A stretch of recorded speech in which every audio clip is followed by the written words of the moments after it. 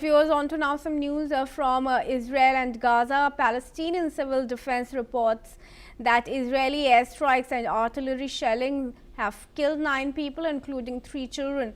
At least 31 others have been injured in a series of attacks across the Gaza Strip. The Israeli military says it carried out precision strikes after gunmen opened fire on its troops, seriously wounding an officer. Israel says it views the shooting as a clear violation of the ceasefire in place since October. According to reports, 3 people, including two children, were killed in Gaza's Tufa neighborhood. Another 3, including a 5-month-old baby, died in the Zituan area. The remaining 3 were reported dead in Khan Yunis in southern Gaza. Rear Admiral retired Girish Kumar Garg, international affairs analyst and defense expert from New Delhi, joins me in this discussion. Thank you very much for joining us, Rear Admiral, in this conversation. Firstly, how do you view the fact that while the Rafah crossing has been opened almost about 2 years, after 2 years now, that to allow patients seeking urgent medical care, the Rafah crossing was opened, and now despite that we're learning that at least 10 Palestinians may have been killed by Israeli strikes?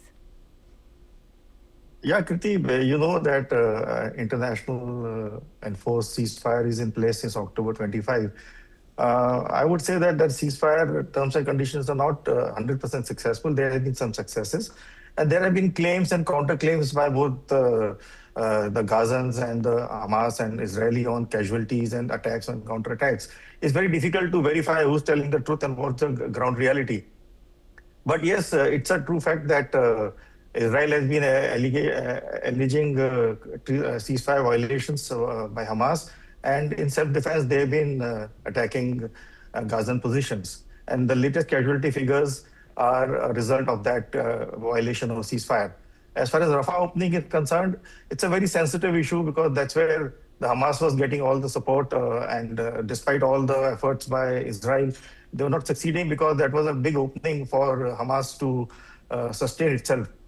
So now that there's Rafah opening has been opened by Israel, they have to be cautious. They just can't allow free flow of people and goods. Otherwise, we'll be back to square one. So it's a little cautious, but I think it's a good step in the right direction. And as the confidence builds, more and more people and goods will be allowed through the Rafah crossing. That's my take on that. But what is your guess of how long this crossing is going to remain open? I think this crossing will remain open as long as Hamas sticks to the ceasefire. And my understanding is that Hamas violates the ceasefire terms, Israel will immediately close the Rafah crossing as a punitive measure. I think it's on very thin thread as of now, and I won't be surprised if very soon Israel finds an excuse to close the Hamas opening. The Rafah opening. Right. What's your view of the Gaza ceasefire now that the formalities of the round 1 have been completed? They're headed to the round 2 of ceasefire, and the larger question of the Board of Peace. Do you think the question of Hamas's disarmament and the shelling of underground tunnels will be resolved? No, I don't think so. President Trump has given a 20-point peace plan. I don't think many of these conditions, like complete demilitarization of Gaza, complete handing down of weapons of Hamas, it will be agreeable to Hamas. And, it's like the same as Ukraine, Russia, where Russia is asking for complete handover of the territory, which Ukraine is not agreeing.